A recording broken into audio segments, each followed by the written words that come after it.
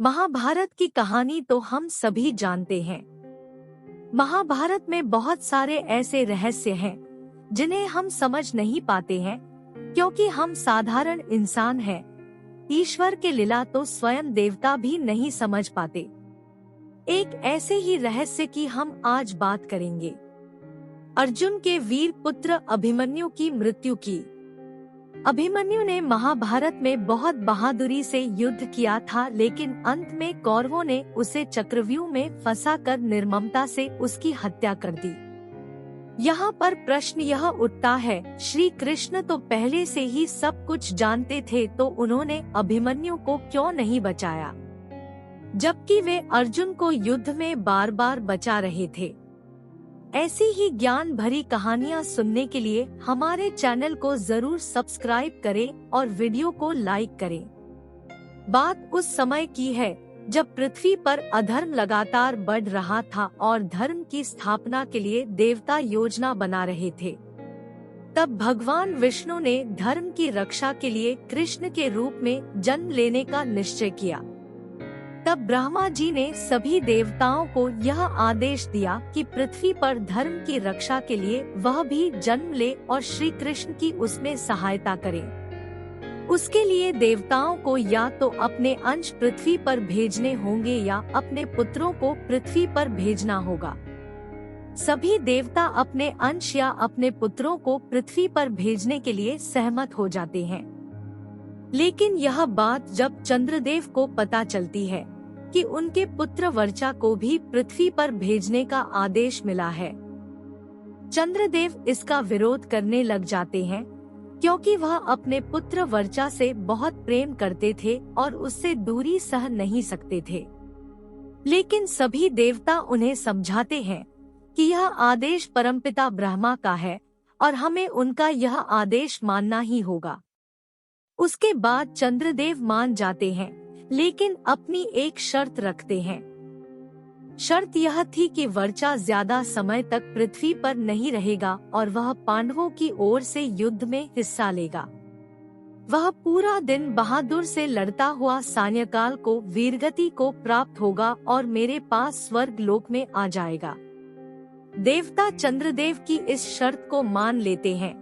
इसलिए चंद्रदेव पुत्र वर्चा ने अर्जुन के पुत्र अभिमन्यु के रूप में पृथ्वी पर जन्म लिया और श्री कृष्ण के शिक्षण में परम प्रतापी बना। ऐसा कहा जाता है, अभिमन्यु ने अपनी माता के गर्भ में ही चक्रव्यूह के अंदर जाने की विद्या सीख ली थी, लेकिन चक्रव्यूह से बाहर आने का तरीका वह नहीं सीख पाया था, क्योंकि जब अर्जुन सुभद्रा को चक्रव्यूह तोड़ना सिखा रहे थे, उस समय सुभद्रा को नींद आ गई और वह चक्रव्यूह से बाहर आने का तरीका नहीं सीख पाया। युद्ध में भीष्म पितामह के घायल होने के बाद उनकी जगह गुरु द्रोणाचार्य को कौरवों का सेनापति बनाया गया। उस समय पांडव सेना कौरवों की सेना पर हावी हो रही थी, जिसको देखकर दुर्योधन चिंतित हो रहा था। जब दुर्योधन ने गुरु द्रोणाचार्य के साथ मिलकर एक योजना बनाई, जिसके तहत अर्जुन को युद्ध मैदान से दूर भेजा जाएगा और पांडव सेना को खत्म करने के लिए चक्रव्यूह की रचना की जाएगी। अगले दिन योजना के तहत अर्जुन को युद्ध मैदान से दूर भेज दिया गया और चक्रव्यूह की रचना कर दी गई। चक्रव्यूह को देखकर सभी पांडव घबरा गए और सोचने लगे अब क्या होगा, क्योंकि चक्रव्यूह को तोड़ना सिर्फ अर्जुन को आता था और वह तो मैदान से दूर था। पांडव पूरी तरह से घबरा गए, क्योंकि उनको लगने लगा था कि आज युद्ध खत्म हो जाएगा, क्योंकि चक्रव्यूह में फंसकर पूरी पांडव सेना खत्म हो जाएगी। ऐसे वक्त में अभिमन्यु सामने आते हैं और बोलते हैं कि वह चक्रव्यूह को तोड़ सकते हैं, लेकिन युधिष्ठिर इस बात से सहमत नहीं होते हैं और वह अभिमन्यु को मना कर देते हैं।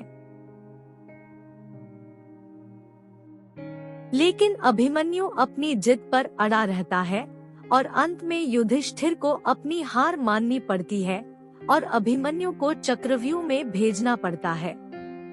युधिष्ठिर अभिमन्यु के साथ अपने कुछ महारथियों को भी भेजते हैं, लेकिन जयद्रथ सभी महारथियों को रोक लेता है और अभिमन्यु चक्रव्यूह के अंदर प्रवेश करता है। अभिमन्यु पूरी बहादुरी के साथ लड़ता हुआ चक्रव्यूह को तोड़ता है। उस दिन अभिमन्यु कौरवों के कई महारथियों को मार देता है। अभिमन्यु के इस रूप को देखकर दुर्योधन चिंतित हो जाते हैं और वह सोचते हैं कि उनकी योजना विफल हो गई। तभी दुर्योधन एक और योजना बनाते हैं और सभी महारथी एक साथ मिलकर अभिमन्यु पर आक्रमण करते हैं, जो कि युद्ध के नियम के खिलाफ था। लेकिन उस समय युद्ध के सभी नियम तोड़ दिए जाते हैं और एक अकेले योद्धा पर सभी महारथी आक्रमण करते हैं। फिर भी अभिमन्यु अपनी पूरी बहादुरी के साथ सभी महारथियों का अकेला सामना करता है। लेकिन एक अकेला कब तक इतने सारे महारथियों के साथ लड़ सकता था। अभिमन्यु घायल होता जाता है, लेकिन फिर भी वह लड़ता रहता है और ऐसे ही बहादुरी से लड़ते हुए वह वीरगति को प्राप्त हो जाता है और वापस स्वर्ग लोक में अपने पिता चंद्रदेव के पास चला जाता है। तो दोस्तों, यह थी कहानी अभिमन्यु की। श्री कृष्ण चाहकर भी अभिमन्यु को बचा नहीं सकते थे, क्योंकि चंद्रदेव की शर्त के अनुसार अभिमन्यु ज्यादा दिनों तक पृथ्वी पर नहीं रह सकता था। अपनी इस बहादुरी की वजह से अभिमन्यु महाभारत युद्ध का सबसे शूरवीर योद्धा कहलाया।